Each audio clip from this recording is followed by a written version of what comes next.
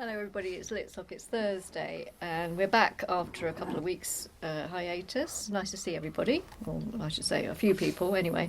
Today I'm going to be talking about a book called, well, it's now called The Amazing Mr Blunden. And the reason I'm doing this is because there's much excitement at Virago Press, because they're just republishing this. Virago is better known for its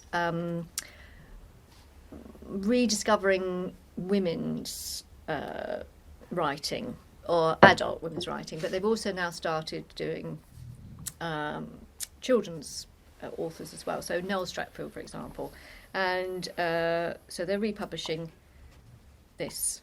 This was my sister's copy, I discovered when I opened it up a few days ago. Even though I've got in my head that I found it in a bookshop, but I obviously didn't. Anyway, it was a puffin.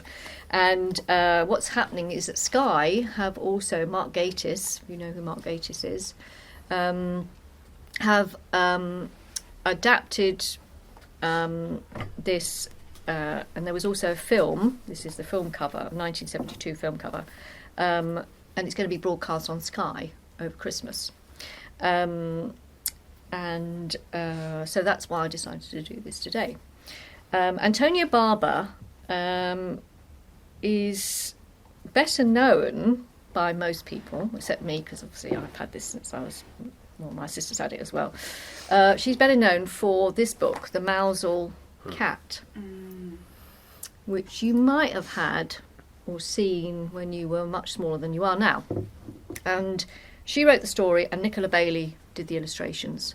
And Mousel Cat is a story of a legend from Cornwall. And that's what she's better known for. It's got most beautiful illustrations, Nicola Bailey. And it's still in print. Walker Books is again. So, right, back to Mr Gatiss. Now, this is Mr Gatiss. He doesn't normally look like that. No, he doesn't normally look like this. That playing one of the villains in this story. And it's a time travel story. Let me find the summary. Now, Mr Blunden, you can see him here. In the 1972 film, he was played by Lawrence Naismith. And in the new film, he's going to be played by Simon Callow. So, you know Simon Callow. He is dead, basically. He's dead.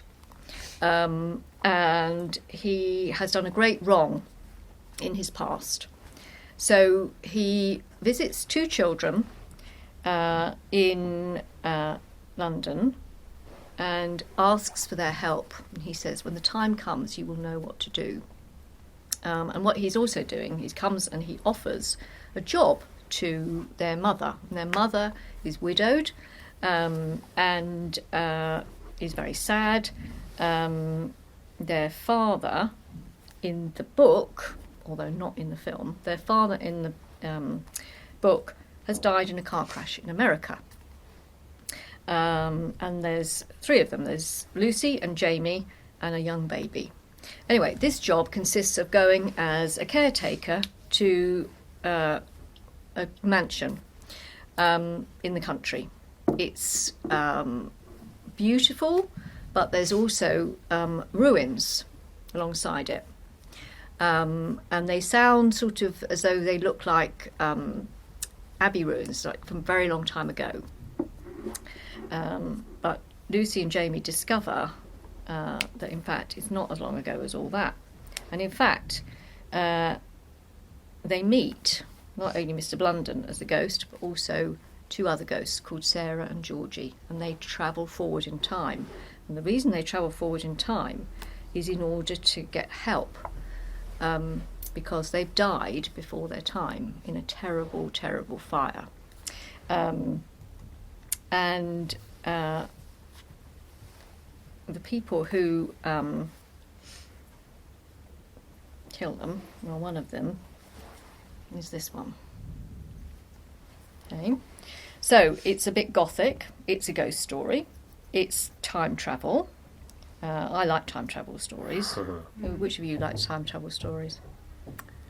Yeah, well, I mean, A Wrinkle in Time, anyone? Wrinkle in Time? You read that one? Or maybe there's a movie not too long ago. There's a movie, isn't there? As well. Anyone see that? Yeah. Yes, it did. I'd forgotten that. But yeah, you should definitely check out. That's a classic, and we have that here, definitely, Wrinkle in Time. Anyway. My favourite is, Alison Utley. It's gone. I'll think of it. Of course, there's so many. There's so many. That's right. That's just a couple of notable examples there. Yes. So that's basically what happens. And so for most of the book, you're thinking, well, is it going to work? And in the Lucy and Jamie are quite clever. They go, and when they get to the house, then they meet the ghosts, and that's quite frightening.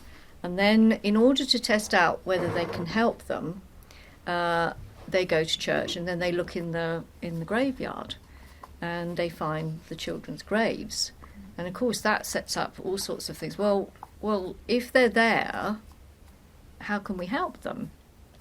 We're going to have to change time. And all concept says that you shouldn't change time because it could mean all sorts of things. Anyway, so there are also quite sort of difficult concepts, like can you go back into the past and can you change the past? And should you change the past? Because don't people just they have to meet their fate, however bad it is. But it's beautifully described, and there's Lucy and Jamie are very real characters. Quite often there's a bit of sibling rivalry. One is more instinctive and about feeling, and Jamie is much more about fact. So it's a bit gender biased because it was written in 1969. And I think if it was written now, Lucy would have a bit more of an active part, but nonetheless, and she might well have in the new film. But Sarah, who's 100 years earlier, is very strong female character, and it's her who finds a way that they can be helped. I have to say that her brother is one of the most precocious children and unpleasant children I've had my experience to spend time with in this book. But nonetheless, he's a real living character as well. Okay, so I'm going to read you a little bit. Do you want to go? All right for time. Okay. All right. Now, when I was reading the article about it. It was quite interesting because the film is set further back than the book. In the early part of the book, when Mr Blunden is coming to visit the family, it's very clear that it's modern or 1960s London. It talks about the underground, it talks about shops open, it talks about a car crash. The film put it further back in time, and in the article it says it's set in 1918. And I was thinking about this and thinking it's not set in 1918. There's no way this book is set in 1918. They might have set the film in 1918, and then you go 100 years back, and that would take you to 1818. So very firmly just after the Napoleonic Wars. But here it's more likely, in my view, it's back in the 1860s. Okay, so let's see.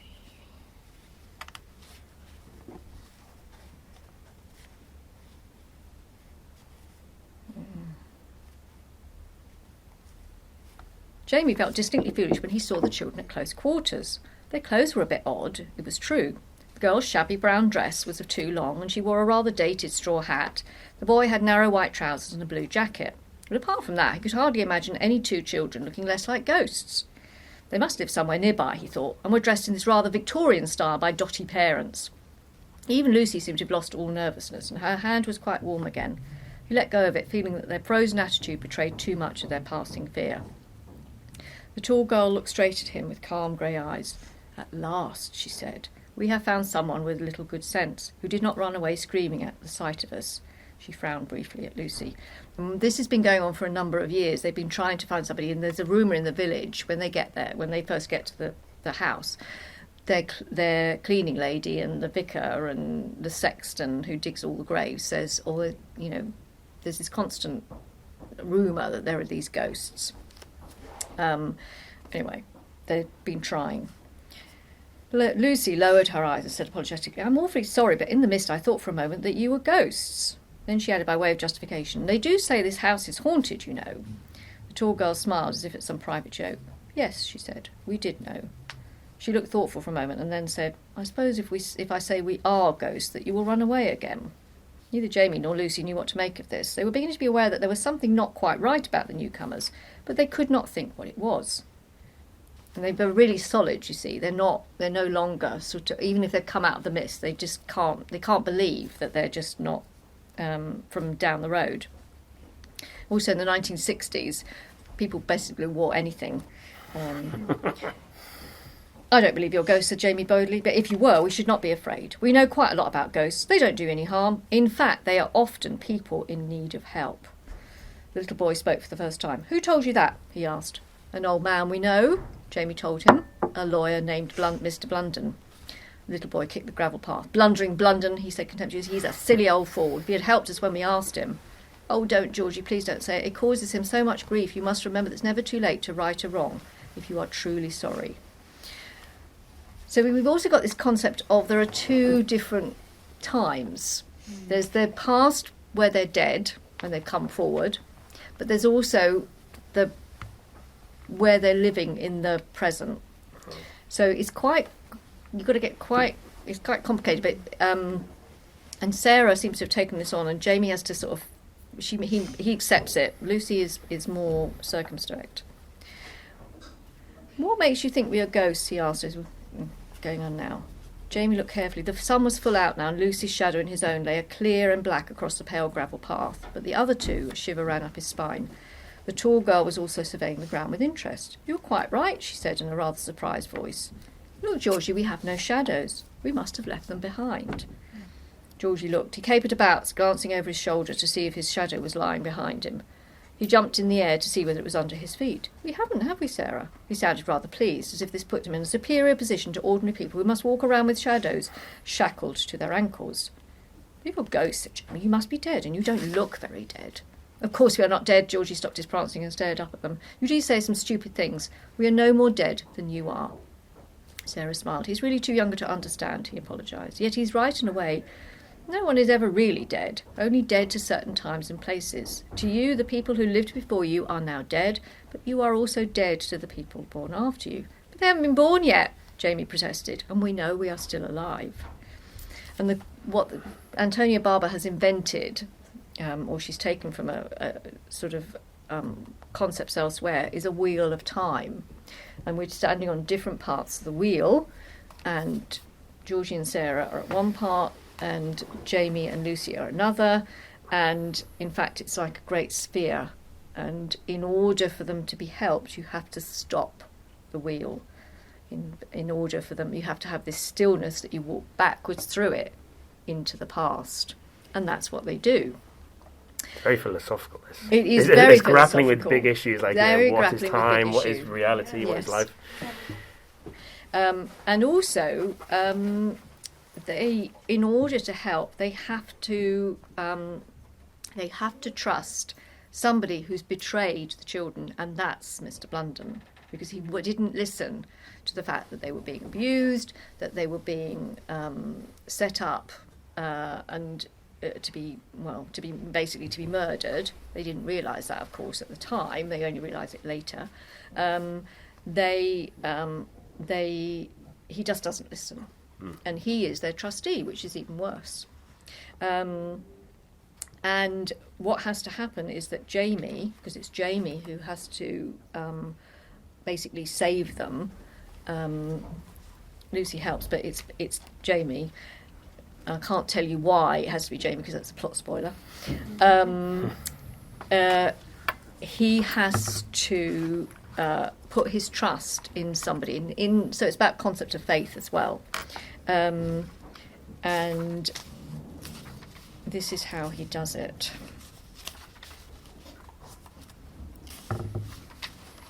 Basically, there's a fire.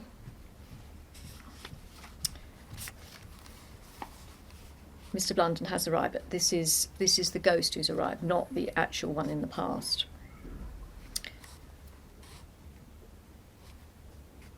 Mr. Blunden held out his hand. "It is an act of faith," he said gently. "It is your trust that is necessary and your courage, but not your suffering. Only you can act, but only I shall suffer."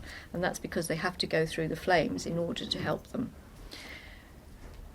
Jamie took the old man's hand, and it was as cold as spring water. "It is time." Mr. Blunden's voice was strangely joyful. "Look straight ahead of you," he said, "and do not be afraid." So the other thing this story is a story of redemption. He will be able to rest and gain a place amongst the good because of what he's about to do. Jamie looked straight ahead of him, and together they walked towards the fire.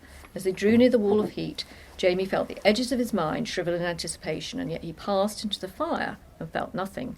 He lifted his feet and put them down on blazing carpet and crackling wood, and his shoes, brown leather and rather muddy, remained unscorched. He grasped the burning stair rail with his free hand, but the skin stayed smooth and unblistered. Now, this is extraordinary. It's almost as if he's in a sort of cocoon. He realised that coolness was flowing into him from Mr. Blunden's hand, and a wild excitement filled him. Forgetting the old man's injunction to look straight ahead, he turned, saying, "It's incredible! I can't feel a thing."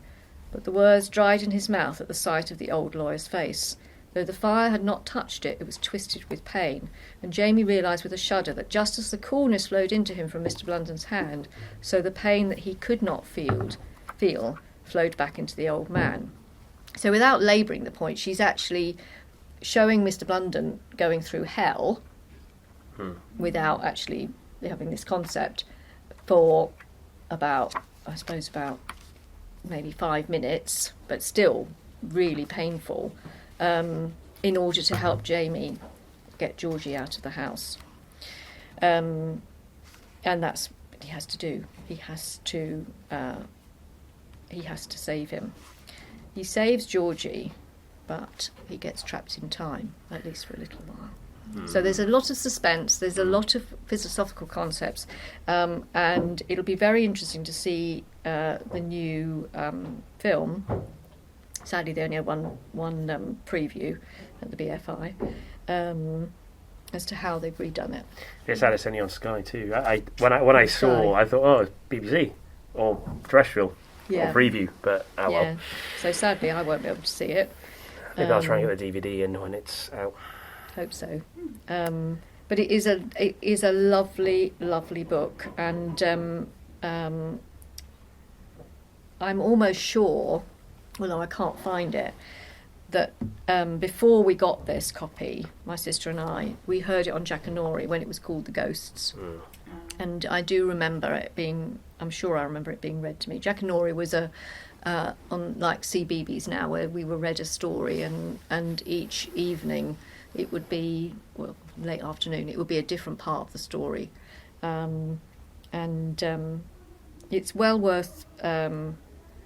worth reading. I think that both of you would love it, actually, because it's so beautifully written. Yeah. And the characters are so alive. I just like the fact he grapples with big ideas that just goes so that children's fiction can. Yeah, because I think sometimes maybe adults more than children are guilty of assuming that it doesn't. You know, so yeah.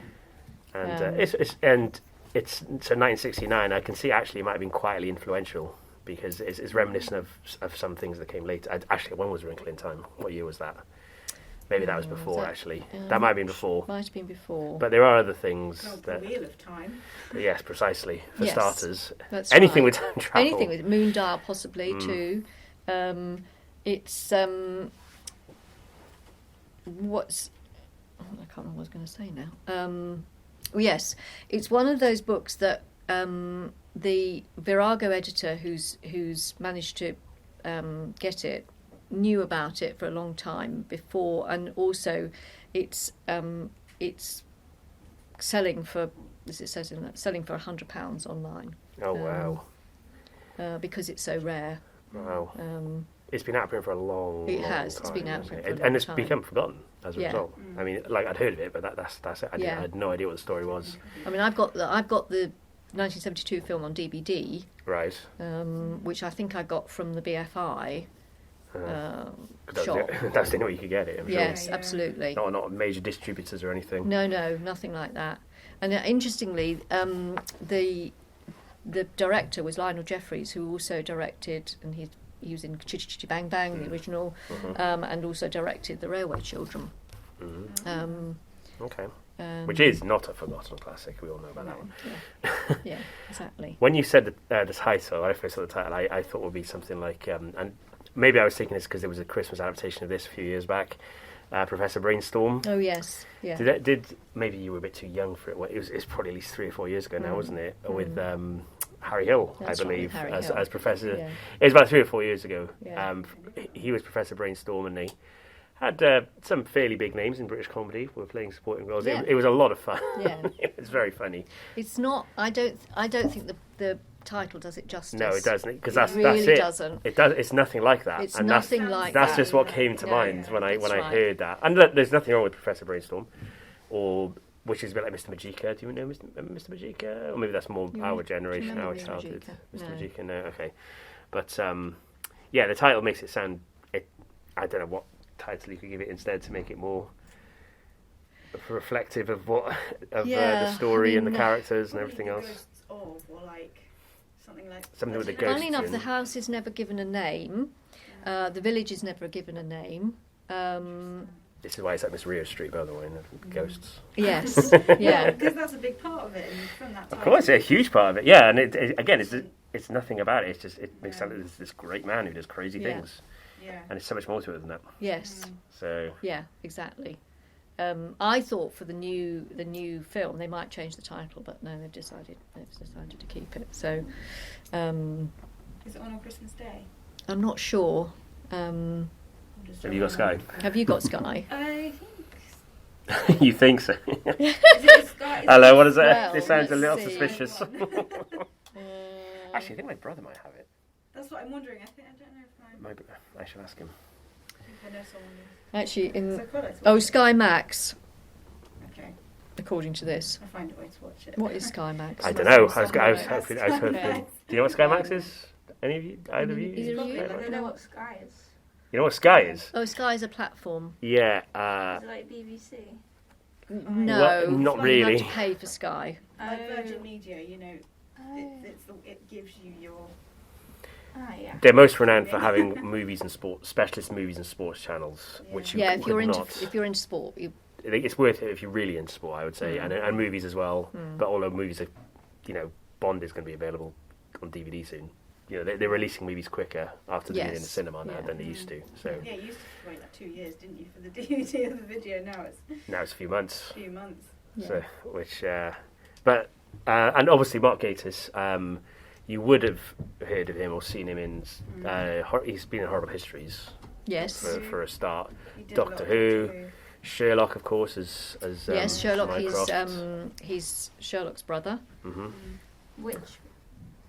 Sherlock. The newest. Sherlock with Benedict With Cumberbatch Benedict and Martin Cumberbatch. Freeman. You seen He that? plays You his seen brother, that, Eloise? Mycroft. I haven't seen it. I just know that there were different ones. Sherlock. They were seeing the modern. Well, they're all worth seeing. Watch my Sherlock Litsoc if you haven't.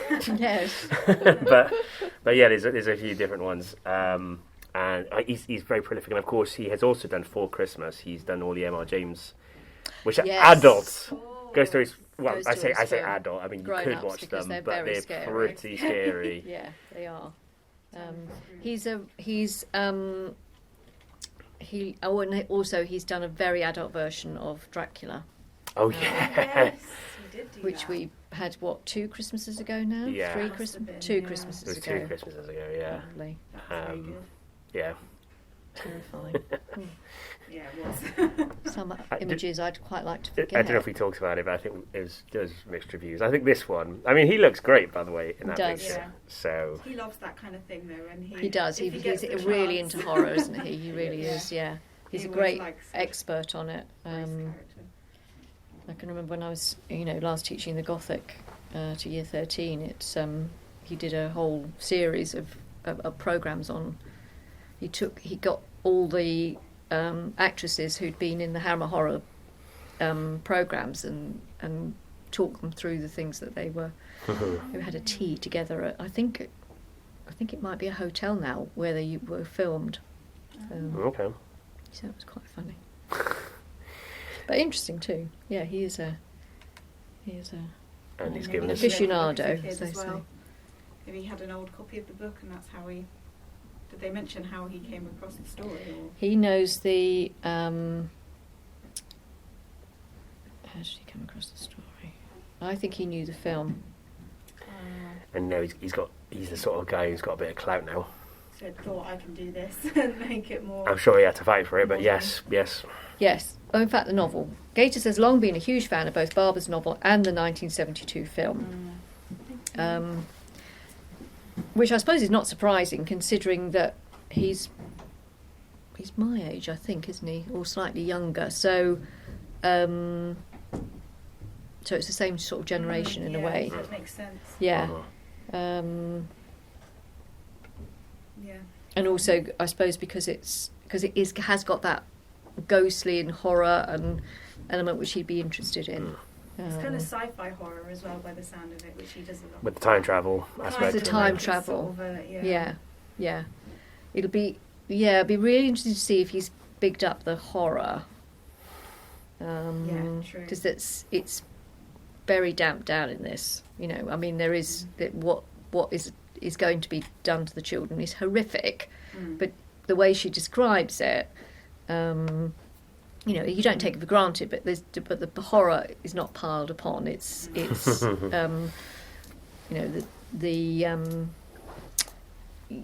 it's written for a younger audience. You know what's going to happen without having to spell it out, sort of. Yeah, absolutely. Yeah.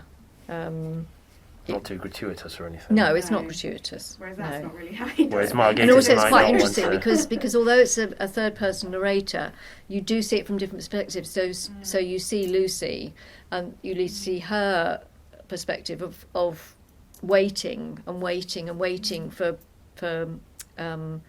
help to come, and she never sees Mr Blunden arrive. What she sees is the present Mr Blunden coming back. Oh. It's Jamie who sees that the ghost has come, or the spirit has come, and therefore knows what is able to rescue them. Lucy, for about 3-4 days afterwards, she's got no idea what's happened, except that something's changed. See, and this is the philosophical and the nature of your reality and your perception, and depending on your experience. Wow. Yeah. She hasn't for various reasons, which I'm not going to plot spoil. She cannot talk to Jamie about it, so she's in a sort of fever pitch. She just doesn't. And that's part of I think that's part of what makes it such a special novel, because there's no way that she can know, and we're waiting. This is towards the end of the novel. We're waiting to know, has it all succeeded? And even then, you just have to wait right until the end. So Intriguing. it's got a great twist as well. It's got a really great twist. We all have a great twist. We all have a great twist. Oh, well, look, thanks, Miss Hanley, for. I do heartily recommend it, and as I say, it's now available with Virago. So Okay, I shall have to get that in. Absolutely. So thanks for shedding light on a somewhat forgotten children's classic. But it's also I was thinking of it as sort of classic children's Christmas show, but in fact, and also because he comes out of the rain and the snow to visit them in the first place, and there he is in the snow there. But in fact, it all happens just before Easter. So it's actually got that philosophical rebirth, regeneration as well. I suspect they'll probably leave it in the snow and at Christmas, but in the book it is regeneration and rebirth. Forgiveness. I can see Simon Cowell depicting this sort of character as well. Yeah. Originally published as The Ghosts. There you go. That's a more appetite title. Yeah, I can see the library copy now that we must have got out from my local library.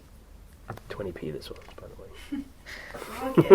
Can you imagine a book costing only that much these days? But it was just bizarre because my sister wasn't a great reader. She is now. I can remember I said to my mother, I said, it's just bizarre that I've constructed this idea in my head, and there it was Alison's copy. Right. Wow. That's what happens when you're young, If a book was 20p, my mum wouldn't mind me buying so many books. She'd let you buy all the books you want. Well, in those days, 20p is a lot more. Our pocket money a week was 15p probably, because we spent, it was a lot more then. You get a lot more. A lot more for your money. Money changes, doesn't it? Yes. So when you're growing up, the money will be, inflation will be, who knows what you could get for 20p then, probably nothing, I imagine. Loaf of bread would be about £100. So this is the film tie-in. So this is 1972. So the film came out quite soon after the book. He did in fact, yeah. Which is interesting. Yeah. Why did they change the title? Because the ghosts is, if you think about it, the ghosts. What does it sound like? A horror. It does sound like a horror. I think, Eloise, what do you think? Would it grab your attention and want you to go to the cinema? It sounds really generic. Yeah, I agree. Yeah. Sounds. It's a bit too generic. In a different way, it doesn't do it justice either. That doesn't do. But no, the Ghosts. That sounds more like a kid's book title though than The Ghosts. Yes. Quite, which is would be called that, so maybe that's. Yeah. I don't know. That was. I mean, the thing I suppose it also.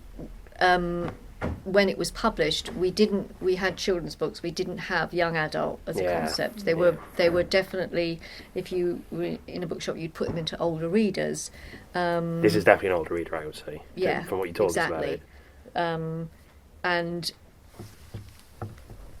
there were, obviously there were ghost stories and things, but it was less generic then than it is now, because there were far fewer. There were lots of ghost stories, but they were all called something different. And I suppose The Wheel of Time possibly would be another title, but again, it's yeah. If it was written today, they'd have a whole team of people coming up with a good title for it, I'm sure. So. Well, of course. When it was published, we at Puffin. They had K.M. Briggs as editor, so she would have.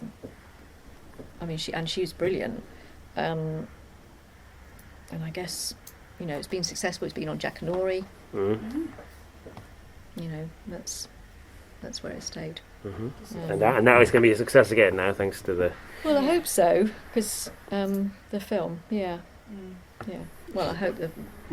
I guess justice. we will see. Done. I'm sure they will. I'm confident. I have faith in Mark Gatiss and company. So yeah, he does look particularly evil. He's good at that, as we said. Yeah. Well, thank you, Miss Hanley, for pleasure. Okay. So, and of course, it's going to be a Christmas read, and of course, Christmas read, yes. And of course, Litsoc next week, as is tradition. We all know. Actually, do you Eloise? You know what we tend to do for the last Litsoc? The Christmas quiz. That's what we did. Christmas quiz. Did we do a Christmas quiz? We did like the buzzer game. Oh, we did. Did we? I think that we might did. Have just been a one-off. We could do a Christmas quiz. We could do a Christmas quiz. We could. Should we do a Christmas quiz? Yeah, we got the new buzzers, haven't we? So, okay, we'll do a Christmas quiz. And then we can just chat about our Christmas reads as well. Yeah. Well, it depends how you want to do it. We could either talk about what we plan to do with this, or we could start with that and then go on to our Christmas quiz. Okay. Okay, sounds good. All right. Great. Look forward to it then. See you next week. Thank you. Bye, See ya. everybody. Bye. Bye. Bye.